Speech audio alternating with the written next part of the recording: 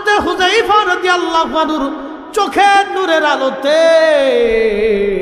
তখন জার্মান বিজ্ঞানীর চোখ আলো বন্ধ হয়ে গেল। তিনি চোখের আলো বন্ধ হয়ে যাওয়ার পরে কিছু সময় পরে তিনি চোখের আলো ফিরে পাইলেন। গ্রান্ড মুফতির হাত ধরে বললেন, মুফতি আর বোঝার বাকি নাই। যেই ঈমান, যেই ইয়াকিন, যেই কালেমা, যেই কোরআন, যেই সুন্নাহ, যেই নবী আনিত বিধানের উপরে বিশ্বাস স্থাপন করার কারণে, ঈমান আনার কারণে একজন মানুষ 1350 বছর পর্যন্ত মাটির নিচে এইভাবে থাকতে পারে, অক্ষত থাকতে পারে। আমার আর বুঝার বাকি নাই। আমি জার্মান চক্ষু বিজ্ঞানী। এই মুহূর্তে আপনি আমার কালেমা পড়ায় দেন, ওই আল্লাহ সত্য, ধর্মই সত্য। এই দজলা নদীর পারে দুইজন সাহাবীর মাজার। আল্লাহু আকবার। দজলা নদীর পার ভেঙে ফেললো। দজলা নদীর পানি তাদের কবরের মাকবারার মধ্যে পানি আসে। পানির কারণে কবর স্যাঁতস্যাঁতে হয়ে গেল। 1933 বাদশার নাম বাদশাহ ফয়সাল, প্রধানমন্ত্রী নুরিয়াল মালিকি, ইরাকের বাগদাদে।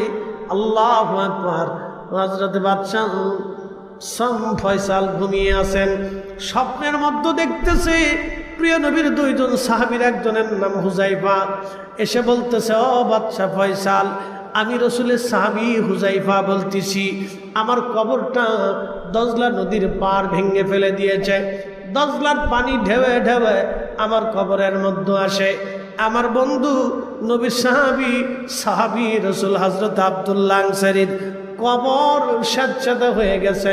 তারও কষ্ট হয়, আমারও কষ্ট হয়। দ্রুত গতিতে আমাদের কবর তুমি অন্য জায়গায় সরায় নাও। আমরা রাসূলুল্লাহর সাহাবী, আমাদের বড় কষ্ট হয়ে যাচ্ছে। একসাথে জোরে বলা যাবে কি আল্লাহু আকবার। সাহাবী রাসূল হযরত হুযায়ফা বলতেছে, বাদশা তাড়াতাড়ি করে কবর সরাও। দিনের ভাগে বাদশা কাজের চাপে ভুলে গেলেন, স্বপ্নের কথা আর মনে নাই। পরের দিন রাত্রিবেলা আবার রাসূল করিমের সাহাবী স্বপ্ন দেখাইল, ও বাদশা ফয়সাল, আমি নবীর সাহাবী হুযায়ফা বলতেছি, কবর স্যাঁতস্যাঁতে হয়ে গেছে, আমার কবরে পানি ঢুকে কষ্ট হচ্ছে রে বাদশা, দ্রুত গতিতে আমাদের কবর এখান থেকে সরায় নাও। দ্বিতীয় রাত্রিবেলা স্বপ্ন দেখাইলেন। বাদশা দ্বিতীয় রাত্রিবেলার কথা আবার ভুলে গেল। তৃতীয় রাত্রিবেলা বাদশা আবার স্বপ্ন দেখলেন। সাহাবী রসুল ডাক দেয়া বলতেছে, হে বাদশা ফয়সাল, আমি রসুলের সাহাবী হুযায়ফা বলতেছি, আমার কবর দজলা নদী ভেঙে ফেলেছে। আমার বন্ধু সাহাবী রসুল আব্দুল্লাহ আনসারীর কবর স্যাঁতস্যাঁতে হয়ে গেছে, কষ্ট হচ্ছে গো, তাড়াতাড়ি করে আমাদের কবর থেকে সরায়া অন্য কোথাও দাফন কাফনের ব্যবস্থা করো। ঠিক তখনই তৃতীয় রাত্রিবেলা স্বপ্ন দেখানোর পরেও হযরতে বাদশাহ সালমান ফয়সাল তিনি তৃতীয় রাত্রিবেলাও স্বপ্নের কথা বলে গেলেন। চতুর্থ রাত্রিবেলা সাহাবী রাসূল হযরতে হুযায়ফা রাদিয়াল্লাহু তাআলা আনহু, ইরাকের বাগদাদের যিনি গ্রান্ড মুফতি ছিলেন, মুফতি সাহেবকে তিনি স্বপ্ন দেখাইলেন। স্বপ্ন দেখায় বললেন, মুফতি 3 রাত পর্যন্ত আমি বাদশাহ ফয়সালকে স্বপ্ন দেখাইছি, আমার কবর দজলা নদী ভেঙে ফেলেছে, আমার বন্ধু সাহাবী রাসূল আব্দুল্লাহ আনসারীর কবর স্যাঁতস্যাঁতে হয়ে গেছে, দ্রুত গতিতে আমাদের কবর আপনি সরায় নেন। কিন্তু আজকে 3 রাত পর্যন্ত তারে স্বপ্ন দেখাইলাম, কোনো কাজ সে করলো না, কোনো কাজ সে আঞ্জাম দিল না। আপনি ইরাকের গ্রান্ড মুফতি, আপনাকে বলে দিচ্ছি তাড়াতাড়ি যান আমাদের কবর স্থানান্তর করার। আমরা সাহাবী রাসূল, আমাদের বড় কষ্ট হচ্ছে, আমি বড় কষ্ট অনুভব করতেছি, কারণ প্রত্যেক ঢেউয়ে ঢেউয়ে দজলার পানি আমার কবরে আসে। একসাথে জোরে বলা যাবে কি আল্লাহু আকবার। তাহলে আপনারা বলেন, ইসলাম আছে না নাই? জোরে বলেন, জোরে জোরে জোরে জোরে। হক না বেহক? বুঝে যাওয়াটা জরুরি বন্ধু, খুব মনোযোগ দিয়ে কথাগুলি শুনে যাবেন। আজ বুঝে যাওয়াটা জরুরি। সাহাবী রাসূল হুযায়ফা যখন এই স্বপ্ন দেখাইলেন, স্বপ্ন দেখানোর পরে বাদশাহ ফয়সালের কাছে ইরাকের গার্ড মুফতি কি করে যাবেন, তিনি ঘুম থেকে উঠে ফজরের নামাজ পড়ে উনি দ্রুত গতিতে প্রধানমন্ত্রী নুরি আল মালিকির কার্যালয়ে গেলেন। প্রধানমন্ত্রীকে বললেন, প্রধানমন্ত্রী বড় সর্বনাশ হয়ে গেছে, রাসূলের দুইজন সাহাবীর মাজার দজলা নদীর পাড়ে কবর ভেঙে গেছে, পানি ঢুকতেছে, তাদের কষ্ট হয়। আজকে 3 রাত বাদশাহ ফয়সালকে স্বপ্ন দেখানো হয়েছে, কিন্তু কাজের চাপে মনে হয় তিনি ভুলে গেছেন, কোনো ব্যবস্থা নিচ্ছেন না। আমাকে আজকে রাত্রিবেলা স্বপ্ন দেখানো হয়েছে, দ্রুত গতিতে চলেন, আমরা বাদশার কাছে চলে যাই, নতুবা সর্বনাশ হয়ে যাবে। গ্রান মুক্তি চলে গেলেন প্রধানমন্ত্রীকে সাথে নিয়ে। বাদশাহ ফয়সালের কার্যালয়ে বসে যখন বললেন, বাদশাহ আজকে 3 রাত সাহাবী রাসূল আপনাকে স্বপ্ন দেখাচ্ছে, আপনি কোনো স্বপ্নের ব্যবস্থা নেন নাই, আজকে 3 রাত পর্যন্ত তার কষ্ট হচ্ছে, দজলা নদীর পানি তার কবরের মধ্যে ঢুকে যাচ্ছে, আপনাকে কবর সরাইতে বলা হয়েছিল, আপনি সরান নাই, আপনি তাড়াতাড়ি করে ব্যবস্থা করেন, আজকে 4র্থ রাত্রিবেলা আমার স্বপ্ন দেখানো হয়েছে, যদি না সরান সর্বনাশ হয়ে যাবে।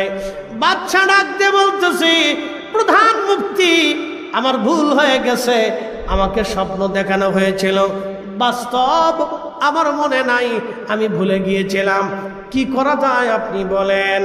গ্রান মুফতি বলল, আপনি দ্রুত গতিতে ব্যবস্থা করেন, আমি ফতোয়া লিখতেছি, দলিলাদিল্লা বের করে ওলামা ইকরাম নিয়ে আমরা বোর্ড বসতেছি, আপনি কবর স্থানান্তরের ব্যাপারে সিদ্ধান্ত নেন।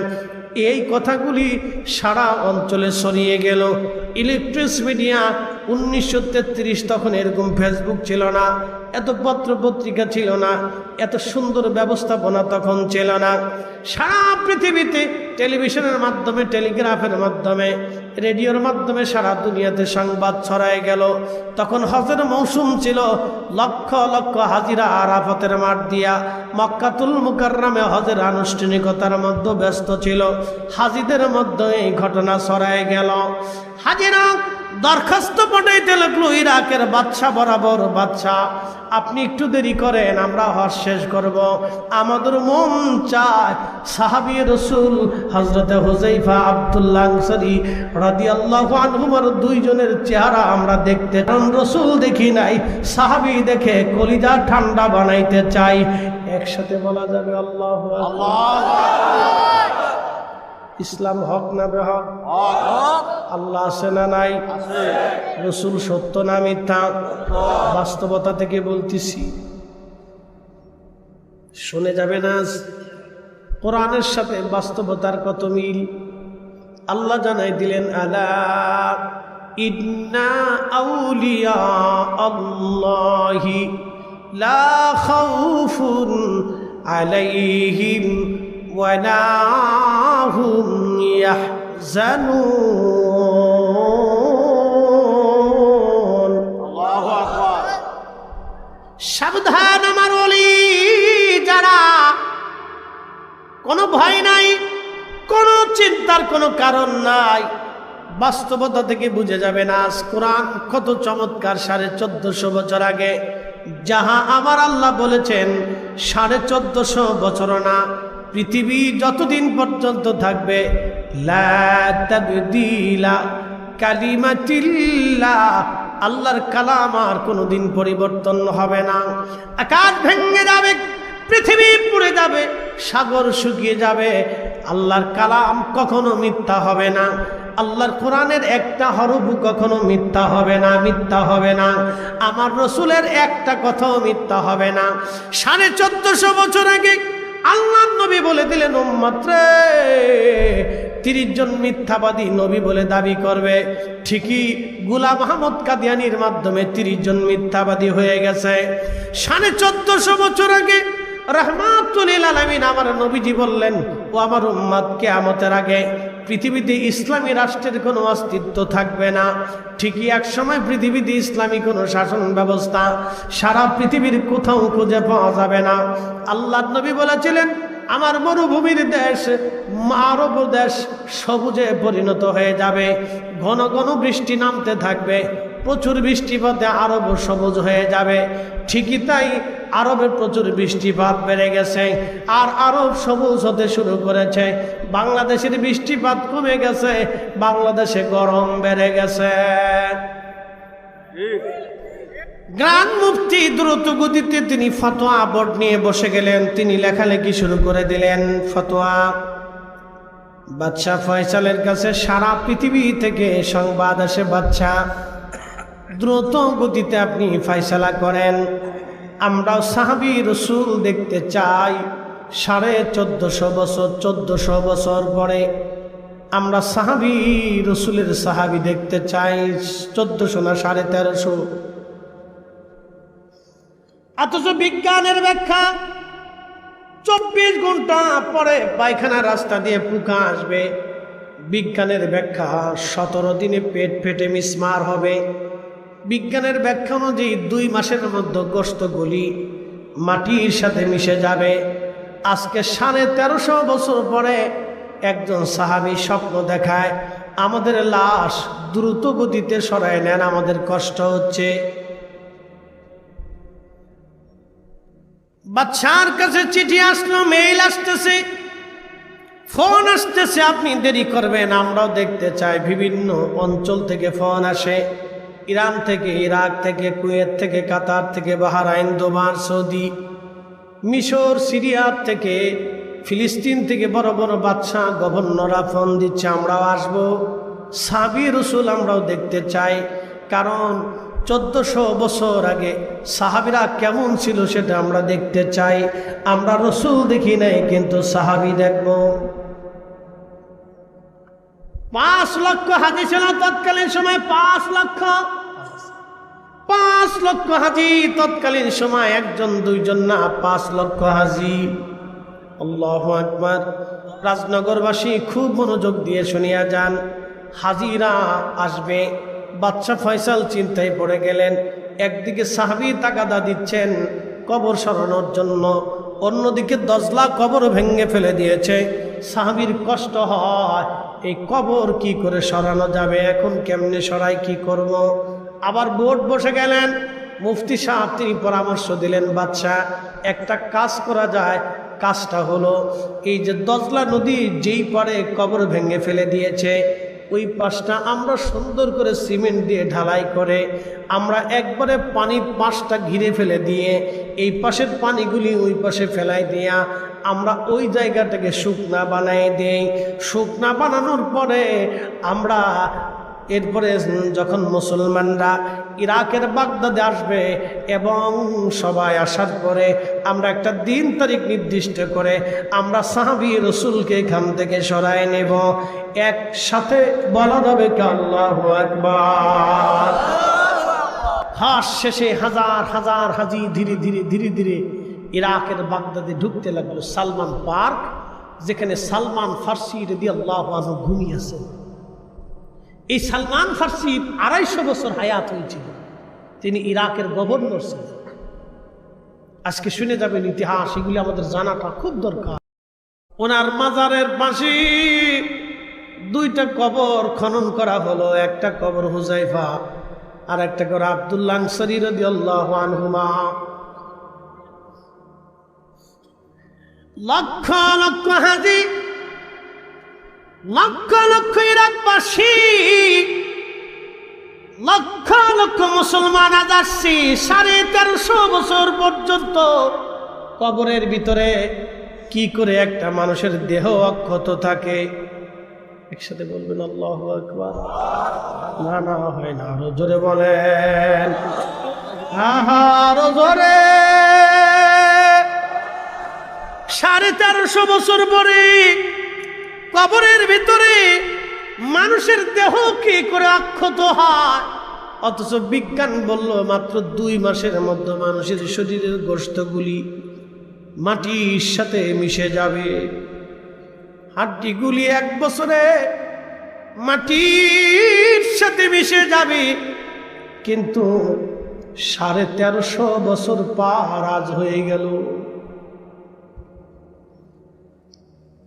বাদশাহ ফয়সাল নুরিয়াল মালিকি গ্রান্ড মুফতি উলামায়ে কেরাম মন্ত্রী পরিষদ নিয়া সুধীজন নিয়া সর্বপ্রথম তারা হযরতে হুযায়ফা রাদিয়াল্লাহু আনহুর মাজারে গেলেন।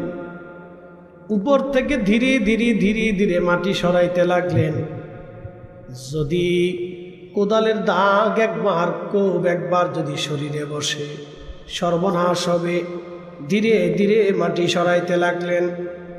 উপর থেকে মাটি সরাইয়া একবারে সম্পূর্ণ মাটি সরানোর পরে মুসলমানরা দেখে কবরের ভিতরে 1350 বছর আগে হযরত হুযায়ফা রাদিয়াল্লাহু আনহুকে যেইভাবে দাফন করা হয়েছিল তার কাফনের কাপড়টাও মাটিতে ধরে না। না না, আরো জোরে হাত উঁচা করে বলেন আল্লাহু আকবার। আল্লাহ আছে, আছে, আখিরাত আছে, ফেরেশতা আছে, দিন আছে, কবর আছে, জান্নাত আছে, জাহান্নাম আছে, হাসরের বিচার বসবে, ফেরেশতা আছে, মুনকার নাকির, কিরামান কাতিবিন, নবীরা ছিল। আহা, এটাই আমাদের ঈমান। কথা বলেন ঠিক না বেঠে?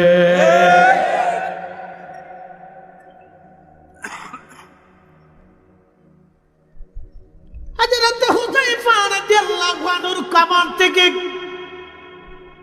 ক্রেন দিয়ে মাটি সহ উঠিয়ে যখন আনা হলো, সমস্ত মাটিগুলি সরাইয়া খাটিয়ার উপরে যেই কাফনে 1350 বছর আগে দাফন করা ছিল ওই কাফনের ভিতরেই ওনাকে রাখা হলো। দেখা যাচ্ছে ওনার কাফন এবং দেহ থেকে 1350 বছর বড় আল্লাহর জান্নাতের ঘেরান আসে।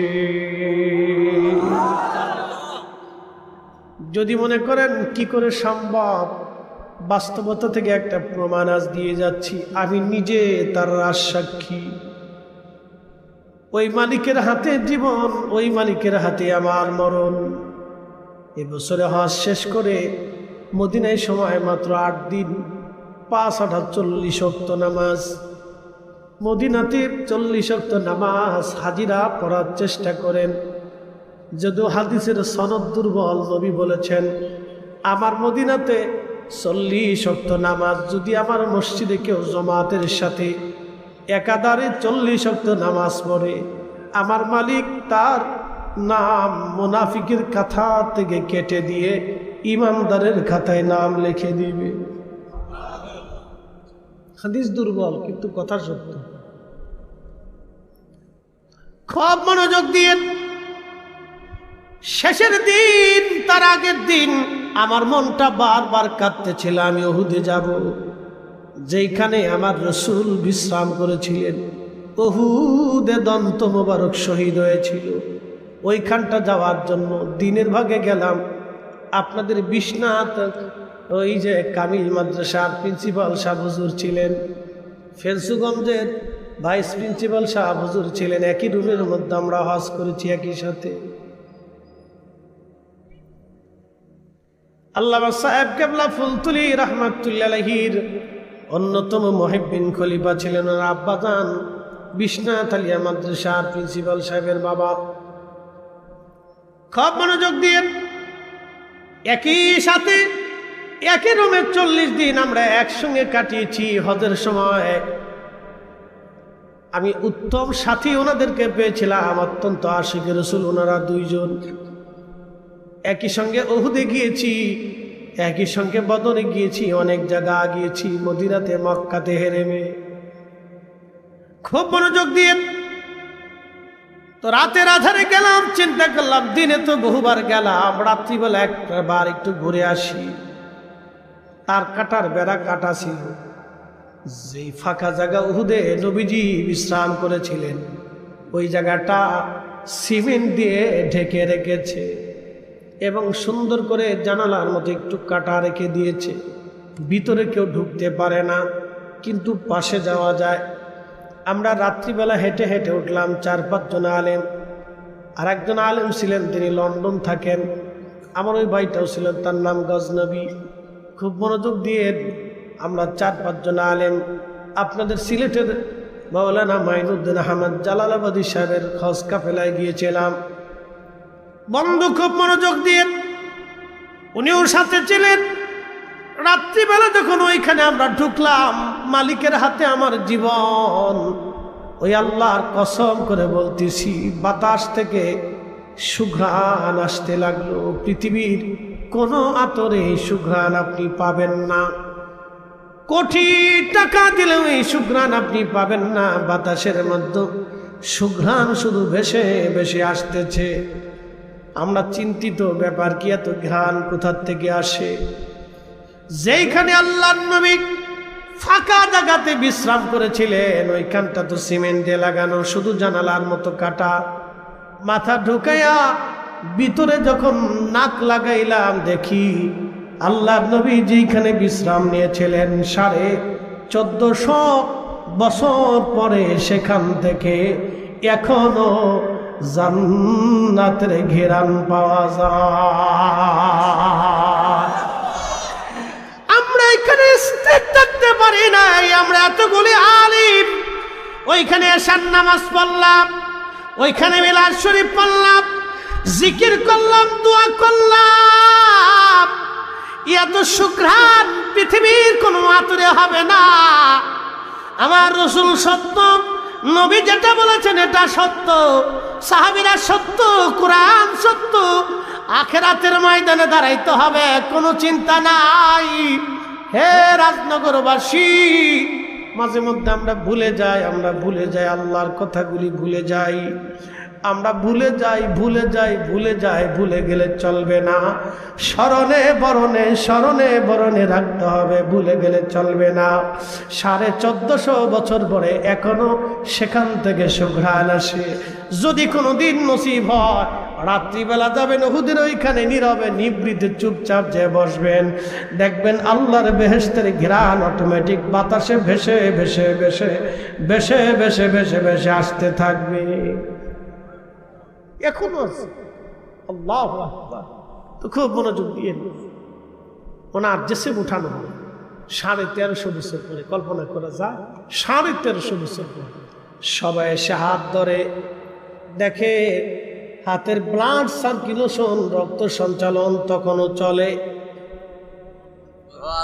কি আসতে হয়ে গেল না সুবহানাল্লাহটা? মানুষ মারা গেলে রক্ত সঞ্চালন বন্ধ হয়ে যায়, শরীর ঠান্ডা হয়ে যায়। কিন্তু সাহাবী রাসূল হুযায়ফা রাদিয়াল্লাহু আনহুর শরীর তখনও গরম। জোরে জোরে জোরে জোরে জোরে কল্পনা করতে পারবেন? 1300 বছর পরেও একটা মানুষের শরীর ব্লাড সার্কুলেশন চলতেছে, তখনও তার শরীর গরম, তার চেহারা তখনও নুরানি, ঠোঁট তখনও জিন্দা, চোখ তখনও জিন্দা, কান তখনও জিন্দা, চুল তখনও তাজা, মাথার চুল তাজা, দাড়ি তাজা, ভুরু তাজা, ত্বকগুলি তখনও তাজা, তার শরীরের সৌন্দর্য তখনও সুন্দর। একসাথে বলা যাবে আল্লাহু আকবার। রাজনগরবাসী, আমাদেরকে এরকম মুসলমান হতে হবে, ইমানে আমলে একিনে কাজে কর্মে ইমানে বিশ্বাসী। আমাদেরকে এরকম মুসলমান হওয়া লাগবে। হযরত হুযায়ফাকে উঠানোর পরে আব্দুল্লাহ আনসারী রাদিয়াল্লাহু আনহুর কবর সরানোর পরে দেখা গেল ঠিক সাহাবী রাসূল হুযায়ফা যেমন আব্দুল্লাহ আনসারীর কবরের মধ্যে তিনিও তেমন, বিন্দু পরিমাণেও চেহারা নষ্ট হয় নাই, চুল পড়ে যায় নাই, কাফনের কাপড় নষ্ট হয় নাই। দুইজন একই রকম, কোনো পরিবর্তন নাই। 1350 বছর আগে যেইভাবে দাফন করা হয়েছিল, 1350 বছর পরে ওইভাবে পড়ে আছে। ওনাদেরকে উঠানোর পরে লক্ষ লক্ষ মুসলমান দেখে দেখে কান্নার রোল পড়ে গেল। সবাই কান্না করে। আমরা নবী দেখি নাই কিন্তু সাহাবী দেখলাম, আমরা নবী দেখি নাই কিন্তু সাহাবী দেখার সৌভাগ্য হলো। জার্মান একজন বিজ্ঞানী তিনি চিন্তা করলেন, সমস্ত শরীর যদিও এইভাবে রয়েছে কিন্তু চোখটা তো মরে যাওয়ার কথা, চোখটা তো তখনও তাজা থাকার কথা না। জার্মান বিজ্ঞানী হযরত হুযায়ফা রাদিয়াল্লাহু আনহুর চোখ পরীক্ষা করার জন্য তিনি কাছে আসলেন। আসার পরে চিন্তা করলেন, বডি তো ঠিক আছে কিন্তু চোখ তখন ওইভাবে কিভাবে থাকে, চোখটা তো মরে যাওয়ার কথা, চোখটা তো নষ্ট হয়ে যাওয়ার কথা। বিজ্ঞানী হযরত হুযায়ফা রাদিয়াল্লাহু আনহুর চোখের পাতা সরাইয়া যখন চক্ষু মোবারকের দিকে নজর মেরেছে, হযরত হুযায়ফার চক্ষু থেকে একটা নূর আসে। ইত্তাকু ফারাসাতাল মুমিন ফাইন্নাহু ইয়ানজুরু বিনুরিল্লাহ। রাসূল বললেন, আমার মুমিনের চাহনিকে তোমরা ভয় করো, কেননা ইয়ানজুরু বিনুরিল্লাহ, মুমিন যারা তারা আল্লাহর নূর দিয়া দেখতে পায়। আল্লাহর ওলি যারা আল্লাহর নূর দিয়ে তারা দেখতে পায়। হযরত হুযায়ফা রাদিয়াল্লাহু আনহুর চোখের নূরের আলোতে তখন জার্মান বিজ্ঞানীর চোখ আলো বন্ধ হয়ে গেল। তিনি চোখের আলো বন্ধ হয়ে যাওয়ার পরে কিছু সময় পরে তিনি চোখের আলো ফিরে পাইলেন। গ্রান্ড মুফতির হাত ধরে বললেন, মুফতি আর বোঝার বাকি নাই, যেই ঈমান, যেই ইয়াকিন, যেই কালেমা, যেই কোরআন, যেই সুন্নাহ, যেই নবী আনিত বিধানের উপরে বিশ্বাস স্থাপন করার কারণে, ঈমান আনার কারণে একজন মানুষ 1350 বছর পর্যন্ত মাটির নিচে এইভাবে থাকতে পারে, অক্ষত থাকতে পারে। আমার আর বুঝার বাকি নাই। আমি জার্মান চক্ষু বিজ্ঞানী, এই মুহূর্তে আপনি আমার কালেমা পড়ায় দেন। ওই আল্লাহ সত্য, ওই ধর্মই সত্য, ওই নবী সত্য, এই দিন সত্য, এই আনিত বিধানই সত্য, ঈমান সত্য। আমার আর বুঝার বাকি নাই, আমাকে এখনই কালেমা পড়ায় দেন। লা ইলাহা ইল্লাল্লাহু মুহাম্মাদুর রাসূলুল্লাহ সাল্লাল্লাহু আলাইহি ওয়াসাল্লাম। তাহলে বলেন, আল্লাহ আছে না? না, হ্যাঁ জোরে বলেন আছে। হ্যাঁ আছে, নিজরে বলেন আছে। কবরে যেতে হবে, আল্লাহর আদালতে দাঁড়াইতে হবে। অতএব আপনাদেরকে আজ বলে দিয়ে গেলাম, শিখিয়ে দিয়ে গেলাম, আল্লাহর কোরআন সত্য, আল্লাহর নবী সত্য, এ আনিত বিধান সত্য। অবশ্যই আল্লাহর আদালতে দাঁড়াইতে হবে, কবরে চলে যেতে হবে।